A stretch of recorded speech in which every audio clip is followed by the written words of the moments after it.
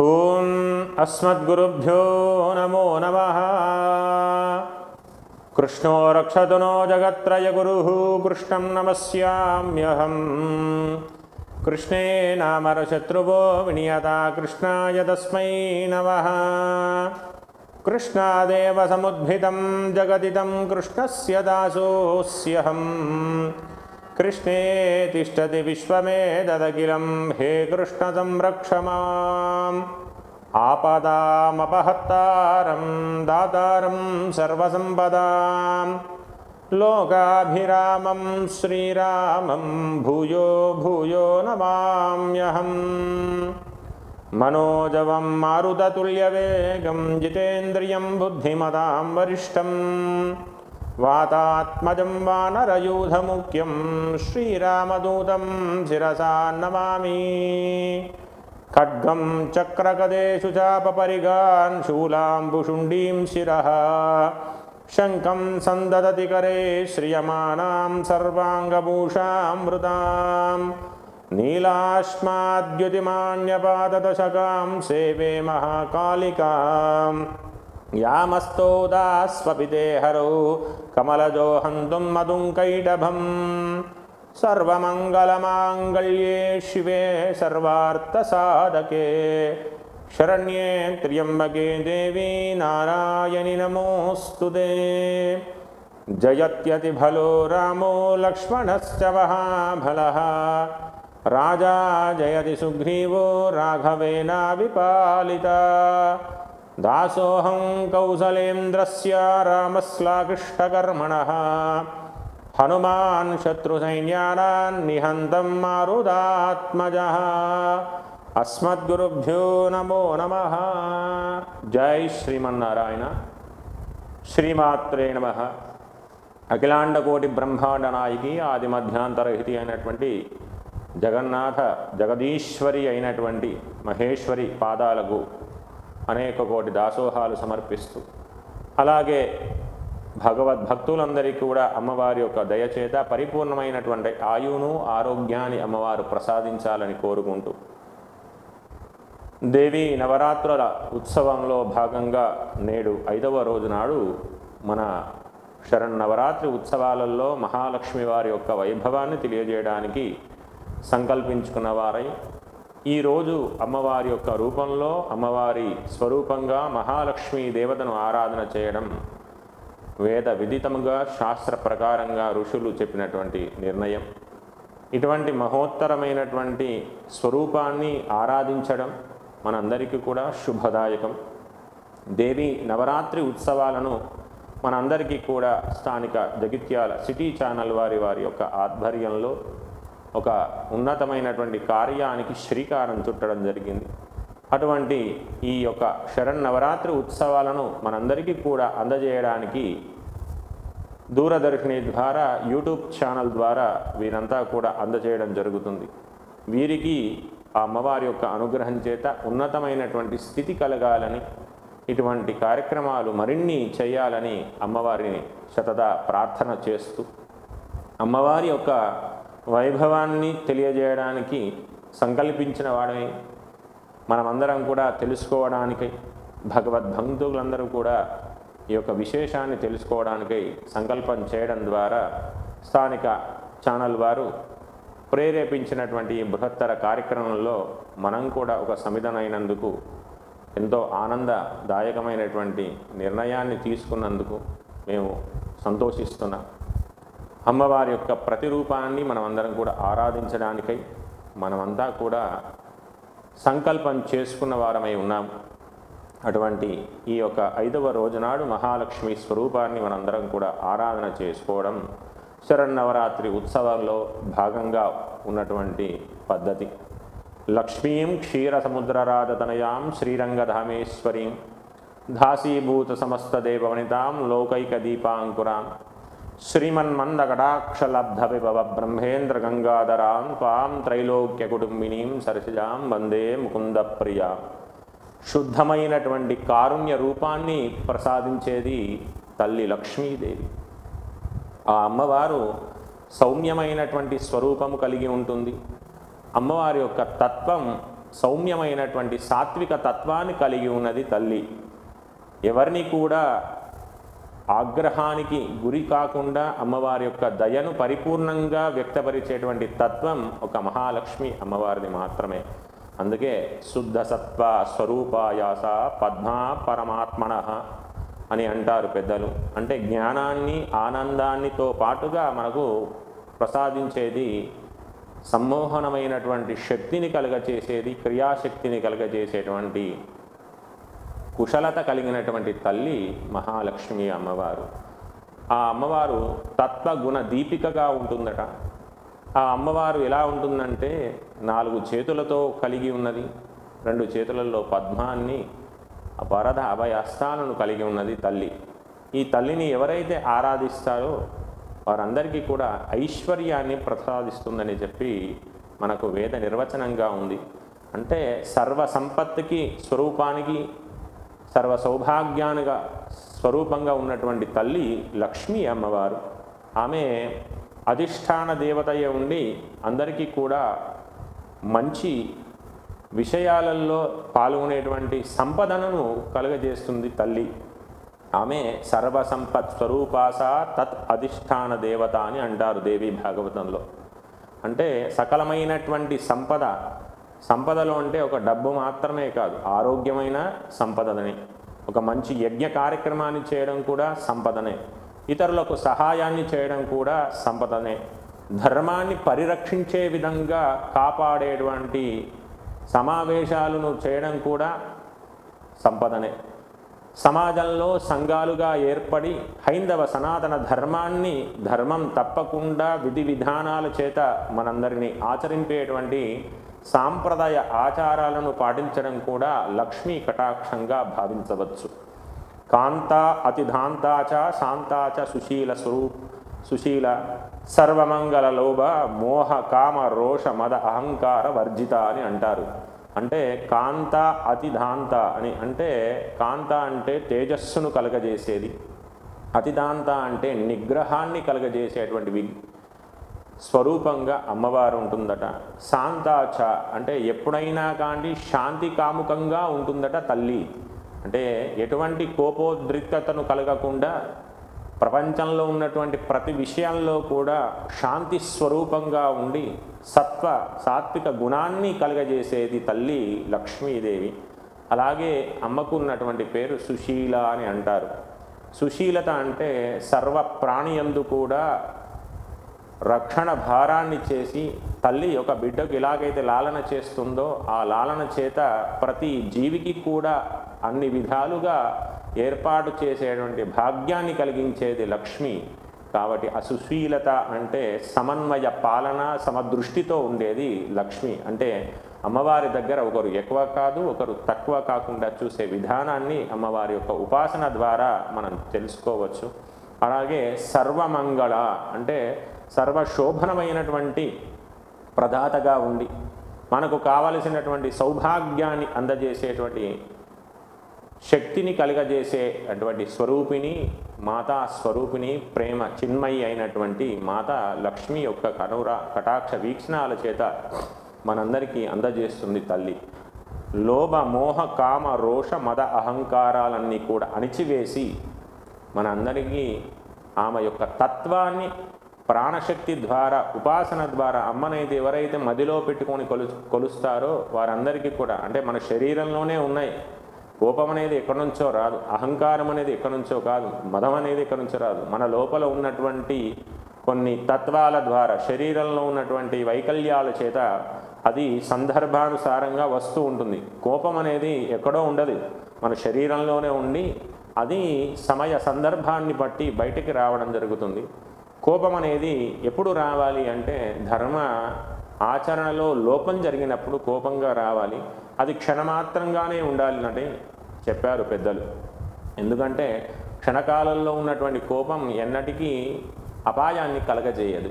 ఎందుచేత అంటే క్షణంలో ఏదై జరిగినా అంటే ధర్మ విచారణ చేయడానికి కోపం రావాలి తప్ప ఎప్పుడు కూడా మనసులో కోపాన్ని పెట్టుకున్నట్టయితే రావణాసుడు యొక్క వాలి యొక్క విదితంగా జరిగినటువంటి వారి యొక్క జీవితంలో జరిగినటువంటి అపాయాలతో కూడినటువంటి జీవనం సాగిస్తారు. అందుకే కోపం అనేది ధర్మాచరణగా రావాలి. ఆ కోపాన్ని కూడా అణిచివేసేటువంటి శక్తిని అమ్మ యొక్క ఉపాసన ద్వారా మనకు ప్రసాదిస్తుంది తల్లి. అలాగే మోహ కామ రోష మద అహంకారాలని అంటారు. మోహం ఏదైనా కానీ నాకే కావాలి, నాకే చెందాలి, మోహాన్ని కలుగజేస్తుంది మన శరీరంలోని మనస్సు. ఆ మనస్సును, ఆ మోహ తత్వాన్ని క్షీణింపజేసి మనలో అమృతతుల్యమైనటువంటి మోహం అంటే భగవంతుడనేటివాడు, భగవతి అనేది మనకు కలదు, ఆ అమ్మ యొక్క అనుగ్రహం చేతనే ఈ జగత్తంతా కూడా నడుస్తుంది అనే ఒక భావనను, ఆ అమ్మవారి పైన మోహాన్ని కలిగించే విధంగా చేస్తుందట తల్లి. అలాగే రోష మదాలు అంటే, రోషం అంటే ఏదైనా కానీ ధనబలం కానీ అధికార బలం కానీ పదవి బలం ఉంటే మనంతటి వాడు లేడు ఇక ప్రపంచంలో, మన ఎవరికైనా కానీ అహంకారాన్ని చేసేటువంటి స్థితి కలిగి ఉంటాం మనం అనే ఒక అహంభావం కలుగుతుంది. అది మదంతో చెప్తుంటారు. రోషాన్ని కలిగి ఉంటాడు. ఎవరినైనా కానీ ఒక అధికార బలం ఉన్నా, పదవి బలం ఉంటే ఏం చేస్తాం, రోషత్వం వస్తుందంటే వీడిని ఏదైనా చేయగలము, వీడు నేను చెప్పినట్టు వింటలేడు కదా, వినడం లేదు కదా, కాబట్టి వీడిని నశింపజేసేటువంటి గుణాన్ని కలిగి ఉండడమే రోషం అంటారు. ఎప్పుడైతే అమ్మవారి యొక్క ఉపాసన చేస్తుంటామో, లక్ష్మీ అమ్మవారి ఉపాసన చేసినప్పుడు ఆ రోషత్వాన్ని మదత్వాన్ని తగ్గించి సర్వమంగళ స్వరూపిణి అయినటువంటి అమ్మవారి యొక్క అనుగ్రహం చేత మనమంతా కూడా రోషం అనేది కలగాలి. ఎప్పుడు కలగాలి అని అంటే, ఎప్పుడైతే అమ్మవారి యొక్క ఆరాధన అర్చనలో లోపం జరిగినప్పుడు రోషత్వాన్ని బయటపెట్టి మర్యాదపూర్వకంగా జరగాల్సినటువంటి కార్యక్రమం జరుగుతలేదే, అమ్మవారి చేయాల్సినటువంటి ఉపచారాలు జరుగుతలేవి అనే దానిలో రావాలి తప్ప ప్రతి దానిలో తన్మాత్రంలో కూడా, ఇంత నిమిష మాత్రంలో కూడా వేరే విధంగా రోషం అనేది రాకూడదు అని చెప్పారు పెద్దలు. ఇవన్నీ వర్జిత అంటే ఇవన్నీ అమ్మవారి అనుగ్రహం కలిగితే, అమ్మవారి యొక్క ఉపాసన చేస్తే ఇవన్నీ వర్జిత అంటే వెళ్ళిపోతాయట మన దగ్గర నుంచి. అలాగే తేజస్సుతో కూడినటువంటి శక్తిని ఇస్తుందట తల్లి. అంటే ఇంద్రియ నిగ్రహాన్ని కూడా కలగజేస్తుందట తల్లి. నిన్న మనం చెప్పుకున్నాం, శబ్ద రస రూప గంధాలు అయితే ఏవైతే ఉన్నాయో అవన్నిటినీ కూడా లలితా త్రిపురాంతిక ఎట్లయితే మనలో ఉన్నటువంటి శబ్ద స్పర్శ రూప రసగంధాలు ఏవైతే ఉన్నాయో అవన్నిటినీ తొలగించి పంచ కర్మేంద్రియాలు జ్ఞానేంద్రియాలతో కూడినటువంటి మనస్సును కలగజేసి తేజస్సును నిగ్రహాన్ని కలగజేస్తుందట తల్లి లక్ష్మీ అమ్మవారు. అలాగే సుశీలత అంటే ఇంతకుముందే చెప్పుకున్నాం, సర్వ ప్రాణియందు సంరక్షణ చేసే విధంగా ఉంటుందట. అయితే చక్కని స్వభావాన్ని కలిగి ఉంటుందట తల్లి. అలాగే లక్ష్మీదేవి ఆమె యొక్క గుణగణాలు ఎలా ఉంటాయంటే మేలిమి రూపంలో కలిగి ఉంటాయట గుణాలని. అంటే మేలిమి అంటే ఒక చక్కనైనటువంటి రూపాన్ని కలిగి ఉంటుంది. అంటే ఎవరికి కూడా నష్టాన్ని చేయకుండా ప్రతి దానిలో కూడా అందరికీ అనుకూలమైనటువంటి స్థితిని కలగజేసేది లక్ష్మి. అటువంటి గుణాన్ని కలిగి ఉందట. ఎవరైతే ఆ గుణాన్ని కలిగి ఉన్న వారి దగ్గర ఆ యొక్క లక్ష్మి ఉంటుందట. మరి లక్ష్మీ అమ్మవారు నారాయణుని యొక్క ప్రియసఖి. లక్ష్మీదేవిని ఎవరైతే కొలుస్తారో ఆ లక్ష్మి దగ్గర ఎలాగైతే నారాయణుడు చెంత ఉండి ఉంటాడో, లక్ష్మిని కొలిచిన వారింట్లో కూడా లక్ష్మీనారాయణ స్వరూపంగా ఉండి ఆ ఇంటి భాగంలోనే కావచ్చు, వ్యాపార స్థలంలోనే కావచ్చు, ఇతర ప్రాంతాలలో కావచ్చు, స్వస్వరూపంగా లక్ష్మీనారాయణులు అక్కడ ఉండి వారికి దీవెనలను అందించి కావలసినటువంటి సనాతన ధర్మ కార్యక్రమాలలో ముందరికి వెళ్ళేటట్టుగా విజయాన్ని చేకూరుస్తారట లక్ష్మీనారాయణులు ఇద్దరు కూడా. భక్తానురక్తానాం పత్యుస్తాం సర్వభీష్ట ప్రతిప్రత ప్రాణాతుల్య భగవత ప్రేమ పాత్రం ప్రియం వధ అని అంటారు. అంటే భక్తానురక్తాను పత్యుస్త అంటే ఎవరైతే భక్తితోని అమ్మవారిని కొలుస్తారో వారి దగ్గరికి వచ్చి అమ్మవారు సర్వాభీష్ట పతివ్రత సర్వమైనటువంటి అభీష్టములను నెరవేరుస్తుందట. పతివ్రతములకు కావలసినటువంటి లక్షణాలను కూడా కలగజేస్తుందట. అంటే సౌభాగ్యంతో పాటుగా ఎలాగైతే గృహంలో ఉన్నటువంటి ఒక వివాహం చేసుకున్న తర్వాత స్త్రీ ఆ యొక్క భర్తకు ఎలాగైతే సేవ చేసి పతివ్రత తత్వాన్ని పొందుతుందో ఆ పతివ్రత తత్వాన్ని పొందే విధానాన్ని అందజేసింది లక్ష్మీ అమ్మవారు. అలాంటి అమ్మవారి యొక్క అనుగ్రహం ఉంటుందట. ఆమెను ఎలా కొలవాలంటే సర్వగుణ సంపన్న అని అంటారు. అంటే ఎన్ని రకాల గుణాలు ఉన్నాయో అన్ని రకాల గుణాలన్నీ కూడా అమ్మవారి యొక్క ఆధీనంలో ఉంటాయట. ప్రాణాతుల్య భగవతానః అంటే అమ్మవారిని కొలిచేటప్పుడు ఎలా కొలవాలంటే ఆమె తప్ప ఇంకా ఎవరూ లేరు నాకు, తల్లి నీ ఒక్కదానివే, ఏది చేసినా మంచైనా చెడైనా నువ్వే చేయగలుగుతావని చెప్పి అమ్మవారి యొక్క ఉపాసన చేసిన, అమ్మవారి యొక్క ఆరాధన చేసిన, అమ్మవారి యొక్క నామాన్ని జపం చేసిన ప్రాణతుల్యా అంటే మనం ప్రాణము విడిపించే వరకు కూడా మన వెన్నంటే ఉండి రక్షిస్తుందట తల్లి. అలాగే ప్రేమ పాత్రంచ అంటే ఎప్పుడు కూడా ప్రేమను అందిస్తూ ఉంటుంది తల్లి. మనం కూడా అమ్మవారి యొక్క ఆరాధన చేసేటప్పుడు ప్రేమతో కూడినటువంటి విధానం చేత అమ్మవారి యొక్క ఆరాధన చేయాలని చెప్తారు. సర్వసత్వోత్మికాదేవి జీవనోపాయ రూపిణి అని. అంటే సర్వసత్వాత్మికాదేవి అంటే ప్రపంచంలో ఉన్నటువంటి జీవులందరికీ కూడా ఆనందాన్ని కలుగజేసేది లక్ష్మి. అలాగే జీవనోపాయ రూపిణి అంటే ఎవరైతే మానవుడు కష్టానికి తగ్గ ప్రతిఫలాన్ని ఆశించాలని చూస్తాడట, అంటే మనకు ఒక ప్రతిఫలం లభిస్తే ఒక ఆ విధానంగా ఒక ఉద్యోగాన్ని చేసినట్టయితే మనకు ఎలాగైతే ఒక రుసుము వస్తుందో ఆ యొక్క జీతంగా మనం తీసుకోవడం జరుగుతుందో, జీవిక అనే రూపంలో కూడా మన జీవనాన్ని సాగించడానికి అమ్మవారి యొక్క తోడ్పాటు ఉంటుందట మనందరికీ. జీవనోపాయ రూపిణి అని అంటారు. అంటే మనిషికి యొక్క మనుగడకు కావలసినటువంటి ఎన్ని రకాలైనటువంటి ద్రవ్యాలు అవసరం ఉన్నాయో ఆ ద్రవ్యాలన్నింటినీ కూడా అమ్మవారు సమకూరుస్తుందట మన కొరకు. ఎప్పుడైతే అమ్మవారి యొక్క ఉపాసన చేస్తామో, అమ్మవారి యొక్క ఆరాధన చేస్తే అప్పుడు మనకు ఇస్తుందట తల్లి. మరి సర్వజీవనోపాయ రూపిణి అంటే ఇచ్చినటువంటి ద్రవ్యాన్ని మంచి కార్యక్రమాలకు, అంటే ఒక అన్నదానమే కావచ్చు, ఒక ఎక్కడైనా కానీ ఒక ఆలయంలో కావలసినటువంటి పదార్థాలు సామాగ్రి లేనట్టయితే మనలో ఉన్న సంపాదించినటువంటి ద్రవ్యం ఏదైతే ఉందో దానిలో 10% వంతు ఆ యొక్క ద్రవ్యాన్ని మంచి కార్యక్రమాలకు తోడ్పడే విధంగా మనం ఖర్చు చేసినట్టయితే తద్వారా మనకు అమ్మవారు నువ్వు చేసిన 10 రూపాయల ఖర్చుకు 10ంతలుగా ధనాన్ని సమకూరుస్తుందట మన ఇంట్లో. ఇచ్చినటువంటి ద్రవ్యం సార్థకతను పొంది ప్రతిదానికి ఉపయోగపడే విధంగా మనం అంటాం మన వాడుక భాషలో మనకు బరకత్ అనేది ఇస్తుందట తల్లి. అంటే ఎందుకంటే మన సంపాదించిన సంపాదన ఎప్పుడు దానికి విలువ కలుగుతుందంటే ఒక 10 రూపాయల సంపాదన చేస్తే దానిలో 2 రూపాయలను అమ్మవారికి ఖర్చు చేయాలంటే, అమ్మవారంటే భగవత్ ఆరాధనకే కావచ్చు, ఎక్కడైనా కానీ ఆలయంలో నిర్జీవమైనటువంటి ఆలయాలు ఉంటే పునరావృతం కలిగించి దాన్ని ఆరాధన విధానాన్ని కలిగించే విధానాన్ని చేసినట్టయితే అమ్మవారికి ఎంతో సంతుష్టురాలవుతుందట. తద్వారా మనం ఖర్చు చేసిన దానికి 10ంతల సంపదను మనకు అనుగ్రహం చేస్తుంది తల్లి. అందుకే సర్వ సస్యాత్మికాదేవి అన్నారు. అంటే సర్వ సస్యాత్మికాదేవి అంటే మానవునికి కావలసినటువంటి ద్రవ్యాలు ఏవైతే ఉన్నాయో, సస్యాత్మిక అంటే ప్రతి దానిలో కూడా సుజలాం అంటే ప్రతి దగ్గర కూడా, అంటే ప్రవాహంలో నదిలో కూడా లక్ష్మి ఉందట. ఆ లక్ష్మి జలస్వరూపంలో వచ్చి వ్యవసాయ అభివృద్ధిని చేసి సస్యశ్యామలమైనటువంటి దేశంగా మారుస్తుందట. ఒక్కరు కష్టపడి ఒక ఆరాధన చేసి అమ్మవారి యొక్క అనుగ్రహం చేత వ్యవసాయాన్ని చేస్తే ఆ వ్యవసాయం చేసినటువంటి వానికి ఒక రైతుకే కాకుండా అన్నదాతగా వాణ్ణి ఉండే విధంగా చేస్తుందట తల్లి.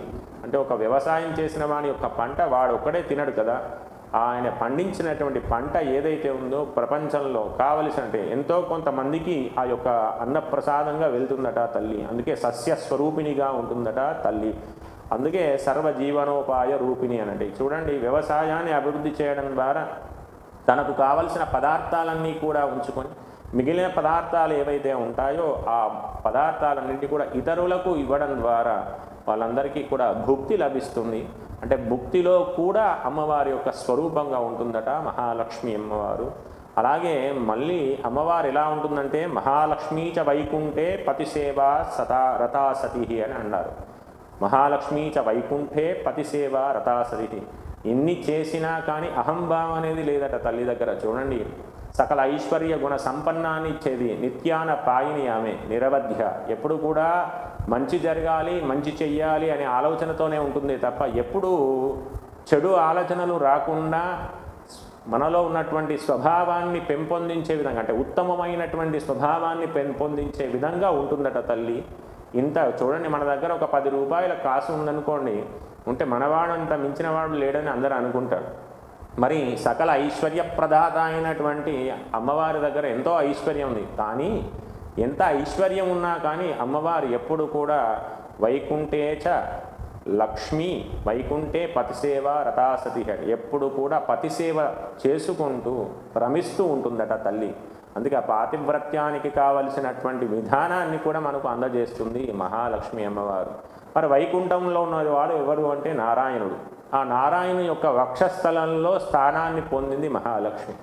అంటే ఎప్పుడు కూడా ఒక భార్య భర్త యొక్క హృదయ స్థానాల్లో ఉండే విధంగా ఉండాలని చెప్పి పెద్దలు చెప్తుంటారు. అంటే ఆ విధంగా ఇల్లు చూస్తే, ఇంటి ముందరున్నటువంటి వాకిల్ని చూస్తే ఇల్లాలు ఎటువంటిదనే చెప్తారట. అటువంటి విధానాన్ని కలగజేస్తుంది లక్ష్మి.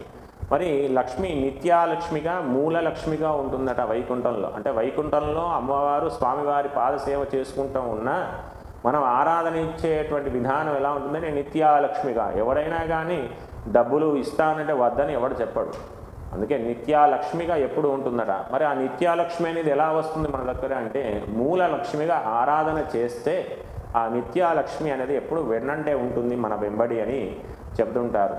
మరి నారాయణునికి అంత ప్రఖ్యాతి ఎలా వచ్చిందంటే లక్ష్మీదేవి తన సన్నిహితంలో ఉండడం చేత, ఆమె యొక్క వైభవం చేత నారాయణునికి సహజమైనటువంటి శక్తిని కలుగజేస్తుంది లక్ష్మీదేవి. అందుకే ఆ స్వామి ఏం చేశారంటే లక్ష్మిని వక్షస్థల స్థితాయాం అని చెప్పి తన ఒక హృదయ భాగంలో అమ్మవారిని ఉంచుకోవడం జరిగింది. అందరూ కూడా తన భర్తకు కావలసినటువంటి విధి ఏదైతే ఉందో, కావలసినటువంటి సేవను ఒక పనిలో కావచ్చు, ఏదైనా వ్యాపారంలో కావచ్చు, ఇంకా ఏదైనా కానీ ఎందులో అయినా కానీ తన వంతుగా బాధ్యతను చేయడమే ఒక మనస్తత్వం భార్యకు ఉండాలి. తద్వారా ఆ యొక్క భార్యాభర్తల మధ్య సమన్వయ పాలన అనేది ఉంటుంది. ఆ సమన్వయ పాలన ద్వారా రాబోయేటువంటి తరాలు తన పిల్లలు ఎవరైతే ఉంటారో అవి అవలంబించే విధానం కలిగి ఉంటారట. అందుకే లక్ష్మీదేవి ఆచరించి చూపించింది మనందరికీ కూడా. అందుకే మనకు ఎంత ఐశ్వర్యం ఉన్నా, ఎంత సంపద ఉన్నా, ఎంత పదవి ఉన్నా, ఎంత అధికారం ఉన్నా కానీ లక్ష్మీదేవి ఉన్నటువంటి స్వరూపాన్ని ఎప్పుడు మనసులో ఉంచుకుంటే అహంభావం అనేది మనకు రాదట. అటువంటి స్వరూపాన్ని, తత్వ జ్ఞానాన్ని ప్రసాదించేది శక్తి స్వరూపిణి లక్ష్మీ అమ్మవారు. అందుకే లక్ష్మి కొన్ని చోట్లల్లో ఉంటుంది. ఆ చోట్లలో కొన్ని స్థానాలలో ఉన్నప్పుడు మనందరికీ కూడా పెద్దలు చెప్పారు ఏమని, స్వర్గే చ స్వర్గలక్ష్మీ చ, రాజ్యేషు రాజ్యలక్ష్మి, గృహేషు గృహలక్ష్మీ చ, మర్త్యానాం గృహిణాం తథా, సర్వప్రాణేషు ద్రవ్యేషు శోభరూపా మనోహరః, కీర్తిరూపా పుణ్యవథ, ప్రభారూపా నృపేషు చ, మనోహర వాణిజ్య రూపా వాణిజ అని చెప్పారు. అంటే స్వర్గంలో స్వర్గాధిపతి అయినటువంటి ఇంద్రునికి కూడా ఐశ్వర్య సంపదను ప్రసాదించింది లక్ష్మీ అమ్మవారు. అందుకే స్వర్గంలో ఉన్నటువంటి అమ్మవారు స్వర్గలక్ష్మిగా, రాజ్యాన్ని అంటే రాజ్యాకాంక్షతో పూర్వం రాజులు చాలామంది కూడా రాజ్యాకాంక్షతో రాజ్యాన్ని పరిపాలన చేసి సస్యశ్యామలంగా ఉండాలని, అందుకే రాజును తండ్రిగా భావిస్తారు అందరూ కూడా. ఆ రాజు ఏం చేస్తాడంటే పూర్వం ఏదైనా కానీ యుద్ధాన్ని ప్రకటించినప్పుడు కానీ, దుర్భిక్షం కలిగినప్పుడు కానీ, ఆ రాజ్యంలో ఏదైనా అతలాకుతలం జరిగినప్పుడు కానీ అమ్మవారి యొక్క అనుగ్రహాన్ని పొందడానికై రాజ్యలక్ష్మి యొక్క ఆరాధనను చేస్తాడు. రాజ్యలక్ష్మి అంటే స్వరూపంగా త్రిమూర్తికా స్వరూపంగా ఉన్నది లక్ష్మి, సరస్వతి, పార్వతీగా. అంటే ఏదైనా ఒక ఆరాధన చేత ఆ లక్ష్మీ స్వరూపాన్ని పొంది రాజ్యాన్ని సుభిక్షంగా ఉండే విధంగా చేస్తుంటారు. మనకు చూస్తూ ఉంటాం, ఈ మధ్యలో చాలా కాలంగా చూస్తూనే ఉన్నాం. కొంతమంది అధికారులు తన పదవిని దక్కించుకోవడానికి, అలాగే కొందరు లోక కళ్యాణార్థానికై అధికారాన్ని చేపట్టడానికై మనం ఉన్నటువంటి భారత భూమిలో అన్నీ కూడా సస్యశ్యామలంగా ఉండడానికై కొందరు చండీ యాగాలని, ఆయుత చండీలని, నవచండీలని, దశచండీ యాగాలని కూడా కొందరు చేస్తూ ఉంటారు. ఎందుకంటే కలవు చండీ వినాయకమని శాస్త్రం.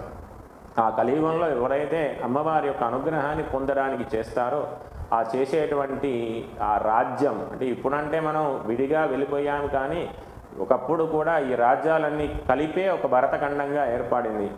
అటువంటి రాజ్యాలలో ఉన్నటువంటి రాజులందరూ కూడా కలిసి ఒక ఉన్నతమైనటువంటి రాజ్యలక్ష్మి యాగాన్ని చేయడం ద్వారా ఆ రాజ్యం అంతా కూడా సస్యశ్యామలమై ఉండి ఆరోగ్యపరమైనటువంటి జీవనాన్ని కొనసాగించినట్టు విధానం కలిగి ఉన్నారు. అటువంటి రాజ్యంలో ఉన్నది రాజ్యలక్ష్మిగా అనే గృహేషు గృహలక్ష్మీచ అంటే గృహంలో జరిగేటువంటి ఆరాధనే కావచ్చు, ఆ పాతివ్రత్య అనుకూలత చేతనే కావచ్చు, గృహంలో కూడా లక్ష్మి ఉండి కావలసినటువంటి సంపదను, ఐశ్వర్యాన్ని, ఆరోగ్యాన్ని కూడా ప్రసాదిస్తుంది. ఇంతకుముందే చెప్పుకున్నాం మనంతా కూడా. ఒక ఐశ్వర్యం మాత్రం అంటే ఒక సంపద ఉండడమే, డబ్బులు ఉండడమే కాదు, దానికి కావలసినటువంటి ఆరోగ్యాన్ని ప్రసాదిస్తుంది. అందరి మధ్యలో ఒక సౌభ్రాతృత్వాన్ని కలుగజేయడానికి, అందరి మధ్యలో సత్సంబంధాన్ని ఉంచడం కూడా ఐశ్వర్యంగా ఉంటుందట. గృహేషు గృహలక్ష్మీచ మర్త్యానాం గృహిణం తదా. మర్త్యానం అంటే మానవులం, గృహిణం తదా అంటే మానవులు ఎవరైతే ఉన్నారో వివాహం చేసుకున్న తర్వాత వచ్చేటువంటి ఆ భార్య యొక్క సౌభాగ్య స్వరూపంగా కూడా అమ్మవారు గృహిణాం తదహ అంటే ఆ యొక్క గృహంలో ఉంటుందట తల్లి. ఆ తర్వాత సర్వప్రాణేషు ద్రవ్యేషు అంటే సర్వప్రాణియందు కూడా అమ్మవారి యొక్క అనుగ్రహం ఉంటుంది, అమ్మవారు ఉంటుందట. ద్రవ్యేషు అంటే ద్రవ్యం అంటే అది పూజా ద్రవ్యాలే కావచ్చు, తినుబండారాలే కావచ్చు, మనకు కావలసినటువంటి ఈతిక భౌతిక కార్యక్రమాలకు కావలసినటువంటి ప్రతి పదార్థంలో కూడా అమ్మవారు ఉంటుందట. శోభారూప మనోహర అంటే ఒక శోభిల్లుతూ అంటే సూర్యుడు కదా ప్రకాశిస్తే ఏ విధంగా అయితే ఒక శోభాయమానంగా ఉంటుందో, ఒక అలంకార భూయిష్టంగా మనం ఒక యాత్రను ఏర్పాటు చేశామనుకోండి. ఉదాహరణ, ఎక్కడైనా ఉత్సవాలు జరుగుతున్నప్పుడు మనకు అమ్మవారికి ఒక రథోత్సవాన్ని చేస్తాం. ఆ రథాన్ని ఎలా చేస్తామంటే సర్వాంగ సుందరంగా అలంకరిస్తాం. పుష్పాల చేత, మాలికల చేత, నానా విధమైనటువంటి పల్లవాల చేత అంటే ఆకుల చేత అమ్మవారి యొక్క రథాన్ని అలంకరించి అందులో అమ్మవారికి ఒక మంచి చక్కనైనటువంటి చీరను కట్టి సర్వాభరణ భూషితంగా అమ్మవారిని ఎప్పుడైతే ఉంచితే అది ఎంత శోభాయమానంగా ఉంటుందో అటువంటి శోభను ప్రకాశిస్తున్నట మనోహర రూపంగా. అంటే తన మనస్సును ఉత్తేజభరితంగా చేసి అందరికీ కూడా అటువంటి ఉత్తేజాన్ని కలగజేయాలనేటువంటి ఆతృత చేత అమ్మవారు చేస్తుందట. మనోహర రూపకంగా కూడా అక్కడ కనబడుతుందట. అంటే ఉత్సాహాన్ని కలగజేస్తుంది తల్లి. అంటే ఆ ఉత్సాహం ఎప్పుడు ఉంటుందంటే లక్ష్మి ఎక్కడైతే ఉంటుందో ఉత్సాహం అక్కడ ఉంటుంది. లక్ష్మి ఎక్కడైతే లేదో వెళ్ళిపోతుందో అక్కడ ఉత్సాహం అనేది తగ్గిపోయి ఎప్పుడు కూడా నీరసంగా ఉంటుందట. మరి అమ్మవారు కూడా ఉండని చోట్లు కూడా కొన్ని చెప్పారు. ఇప్పటివరకు మనం చెప్పుకునే అమ్మవారు ఏ స్థానాలలో ఉంటారని చెప్పుకున్నాం. లేని చోట్లు కూడా చెప్పారు. పాపీనాం కలహ రూపం అంటే ఎప్పుడైతే పాపాలను చేస్తూ ఉంటారో అంటే అకృత్యాలను చేస్తూ ఉంటారో ఆ ఇంట్లో లక్ష్మి ఉండదట. కలహరూపం ఎప్పుడు కూడా ఇంట్లో చూడండి చిన్న చితక గొడవలు పెట్టుకుంటూ ఉంటారు. అందరూ కూడా అనవసర విషయాలకు కూడా గొడవలు చేస్తూ పెద్దగా చేసుకొని విడిపోయేదాకా వచ్చేటువంటి స్థితి కలిసేటువంటి కలహాలు కలగజేస్తూ ఉంటారు. అటువంటి స్థానాలలో కూడా ఆ లక్ష్మి అనేది ఉండదట. మరి ఆ లక్ష్మి అనేది ఉండకుండా ఎక్కడికి వెళ్ళిపోతుందంటే అప్పుడు లక్ష్మీ అమ్మవారు బయటకు వెళ్ళి లక్ష్మీదేవి యొక్క అక్కగారైనటువంటి జ్యేష్ఠాలక్ష్మి ఇంటికి వస్తుందట. ఆమె రావడం ద్వారా సర్వదారిద్రమైనటువంటి ఆలోచనలు కలుగుతాయి. ఒకరికి నష్టం చేయాలని, ఒకరికి ఇబ్బంది కలిగించాలని, అలాగే ఒకరిని ఎప్పుడు కూడా కించపరిచే విధంగా చేస్తుందట ఆ జ్యేష్ఠాలక్ష్మి. మరి ఆ జ్యేష్ఠాలక్ష్మి ఉన్నంతకాలం కూడా మనకు ఇంట్లో కానీ వ్యాపార స్థలంలో కానీ ఉన్నతమైనటువంటి శిఖరాలకు మనం వెళ్ళలేకపోతాం. మరలా అవి కావాలి అంటే మళ్ళీ లక్ష్మీ ఆరాధన చేసి ఇంతకుముందుగా చెప్పుకున్నట్టుగా స్వర్గేషు స్వర్గలక్ష్మి చ గృహేషు గృహలక్ష్మి అని ఎప్పుడైతే ఆ యొక్క అమ్మవారిని ఆరాధన చేసినప్పుడు అప్పుడు జ్యేష్ఠాదేవి వెళ్ళిపోయి లక్ష్మీ అమ్మవారు వస్తుందట. వాణిజ్యానాం రూప వణిజా. ఇప్పుడు వాణిజ్యం అంటే వ్యాపార స్థలాలలో కూడా అమ్మవారు వాణిజ రూపంలో ఉంటుందట. అంటే వాణిజ అంటే వాక్కు, మాట రూపకంలో. ఇప్పుడు ఏ వ్యాపారాన్ని చేయాలన్నా కానీ మాట ప్రధానం. ఆ మాటలో కూడా అమ్మవారు వాక్కును శుద్ధమైనటువంటి వాక్కును ప్రసాదించే విధంగా ఉంటుందట. ఆ వాక్కులో కూడా లక్ష్మీ అమ్మవారు తిష్ఠిత అంటే కూర్చొని ఉంటుందట తల్లి ఎప్పుడు కూడా. అంటే పెద్దలు అందుకే నానుడిగా చెప్తుంటారు, నోరు మంచిదైతే ఊరు మంచిదవుతుంది అని. అంటే మనం మాట్లాడే విధానం మంచిగుంటే పరిసర ప్రాంతాల్లో ఉన్న వారంతా కూడా మనతోని ఆనందంగా సహజమైనటువంటి ప్రేమ చేత ఉంటారట. అటువంటి వాణిజ్య రూపణ అంటే వాణిజ్యంలో చేసేటువంటి వ్యాపారంలో కూడా అమ్మవారు వణిజ అనే రూపంలో ఉండి మనందరికీ కూడా వ్యాపారాన్ని ఉన్నతమైనటువంటి స్థితిని కలగజేసే విధానంగా ఉంటుందట తల్లి. అంతటి గొప్పనైనటువంటి తల్లి ఆరాధన మనమందరం శరన్నవరాత్రి ఉత్సవాలలో చేసుకోవడం ఎంతో ఆనందదాయకమైనటువంటి విషయం. మరి ఈ అమ్మవారు ఇంకా ఎక్కడ ఉంటుందంటే శ్రద్ధా విభూతి సురభి, అంటే శ్రద్ధ ఎక్కడైతే ఉంటుందో అక్కడ కూడా ఉంటుందట తల్లి. విభూతి అంటే సర్వ ప్రాణి యందు కూడా ఒక విభూతి కలిగి ఉంటారు. అంటే సృష్టించేటువంటి వాడు బ్రహ్మ అయినా కానీ స్థితికారకుడు విష్ణుమూర్తి.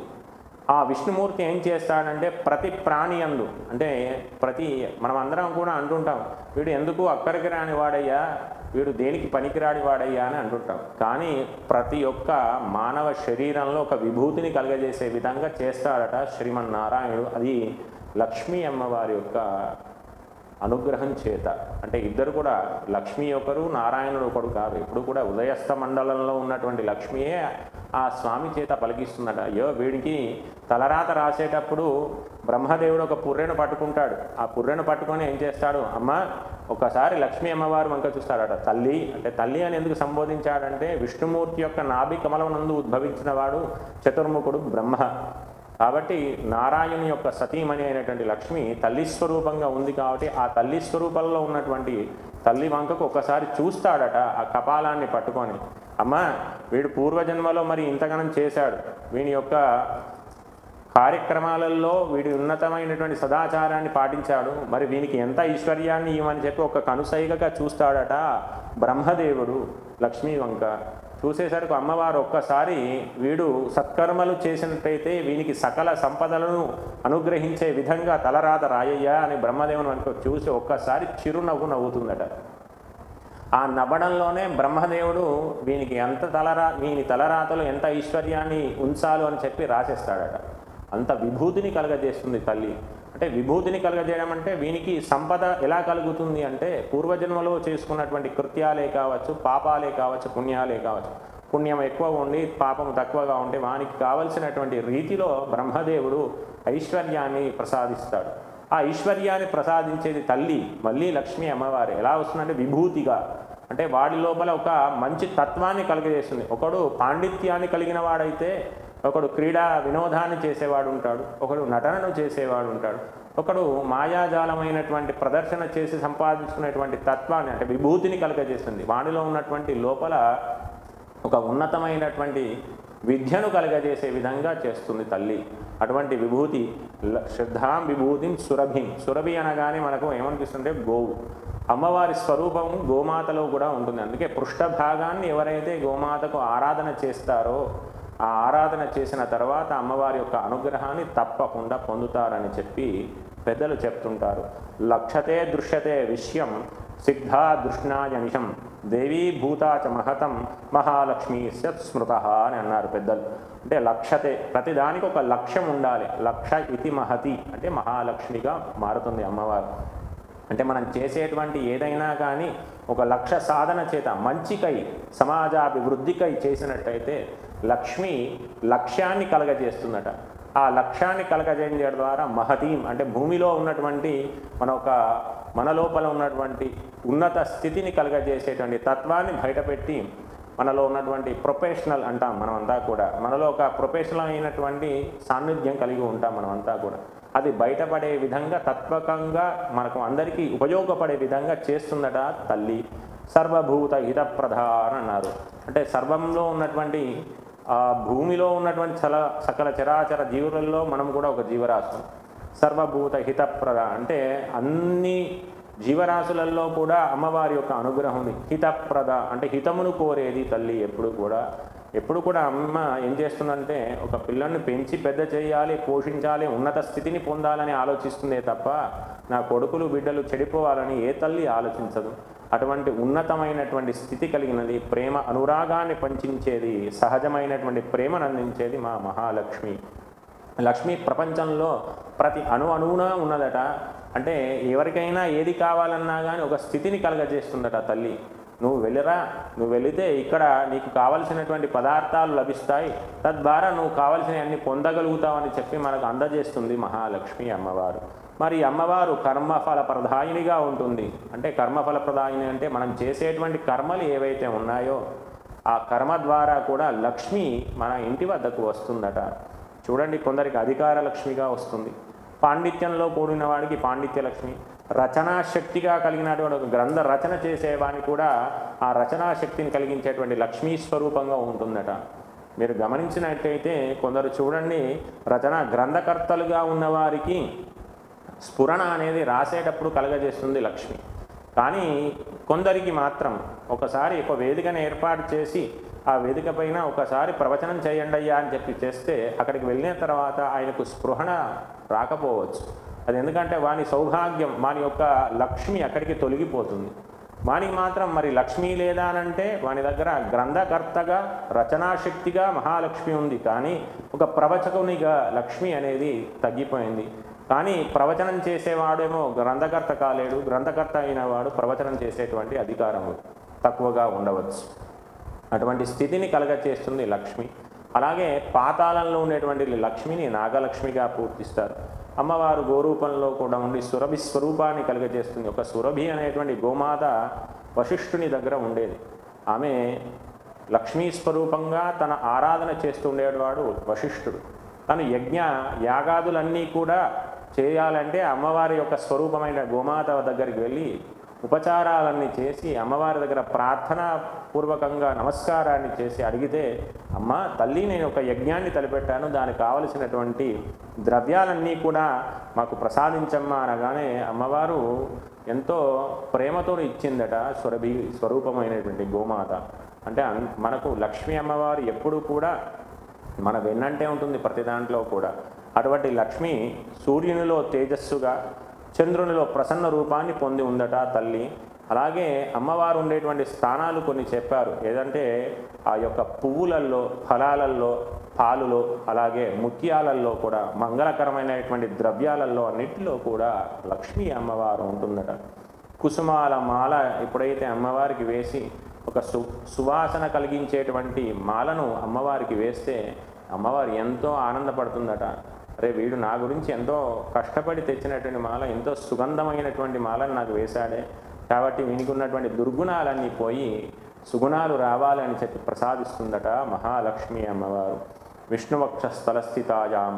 అందుకే అమ్మవారు ఎప్పుడైనా కానీ అమ్మవారు స్వామివారి యొక్క వక్షస్థలంలో ఉండి విష్ణుభక్త ప్రియాసురే అని అంటుంది. అంటే అసురులకు కూడా లక్ష్మిని ప్రసాదం చేసింది అమ్మవారు. అంటే చూడండి, సాత్వికమైనటువంటి గుణం అమ్మవారికి మాత్రమే ఉంది.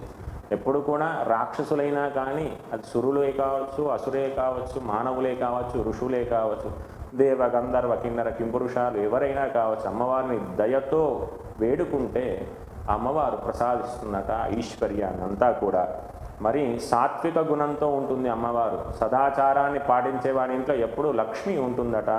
అలాగే ఒకసారి భృగు దుర్వాస మహాముని ఏం చేశాడంటే అమ్మవారి యొక్క ప్రసాదాన్ని తీసుకొని వచ్చి ఆ ఇంద్రునికి ఇద్దామని వెళ్తే ఆ ఇంద్రుడు ఆ ప్రసాదాన్ని తిరస్కరించడం ద్వారా కూడా ఆయనే స్వర్గంలో ఉన్నటువంటి అధికారాన్ని కోల్పోయి సకల సంపదలన్నీ ఐశ్వర్యాలంతా కోల్పోయాడట ఆ ఇంద్రుడు. చూడండి, అమ్మవారి యొక్క ధిక్కారాన్ని చేసే సాత్విక స్వరూపం కలిగినటువంటి అమ్మవారి యొక్క ప్రసాదాన్ని ఎవరైతే ధిక్కారం చేస్తారో, అది కుంకుమనే కావచ్చు, పసుపే కావచ్చు, రక్షణే కావచ్చు, పండే కావచ్చు, ఫలమే కావచ్చు, ఏదైనా కానీ అమ్మవారి యొక్క ప్రసాదంగా మనం స్వీకరిస్తే, దాన్ని తిరస్కరించకుండా ఎప్పుడైతే స్వీకరిస్తే మనకు అమ్మవారి ఆనందంతో కూడినటువంటి వర్చస్సు ఎలాగైతే ఉంటుందో, ఒక ముఖ వర్చస్సు, అటువంటి వర్చస్సును మనకు ప్రసాదిస్తుందట తల్లి.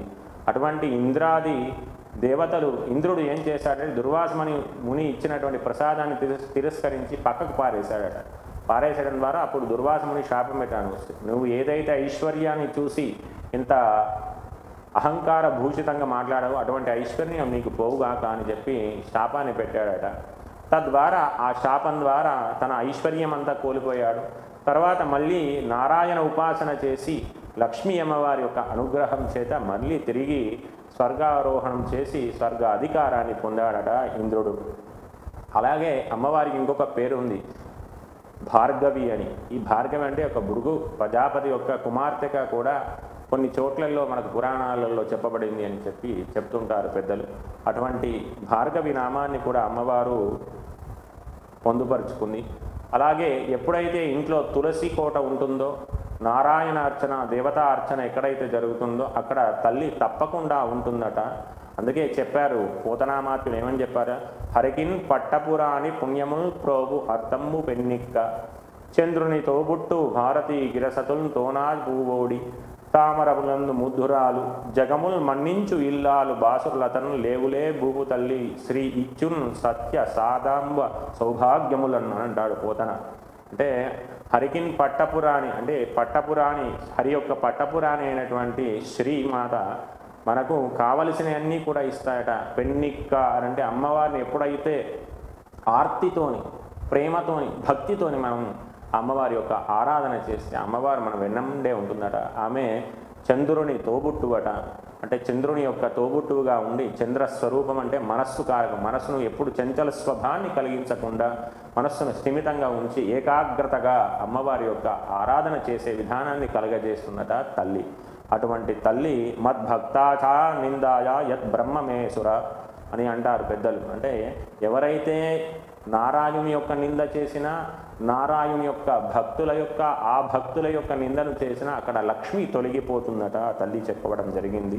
అలాగే సూర్యోదయ సూర్యాస్తమయాలలో ఎవరైతే భోజనాన్ని చేసినా, నిదురించిన ఆ యొక్క సమయంలో మైథునం చేసినా అంటే సంగమం చేసినా కానీ ఆ యొక్క సమయంలో ఎవరైతే సంధ్యా సమయాలలో ఎప్పుడైతే పరాచకాలాడినా అంటే దుర్భాషలాడినా కానీ లోకహితం కాకుండా లోకరహితంగా ఎవరైతే చేస్తుంటారో అటువంటి వారి ఇండ్లలో కూడా గృహలక్ష్మి వెళ్ళిపోయి జ్యేష్ఠాలక్ష్మి వస్తుందని చెప్తుంటారు.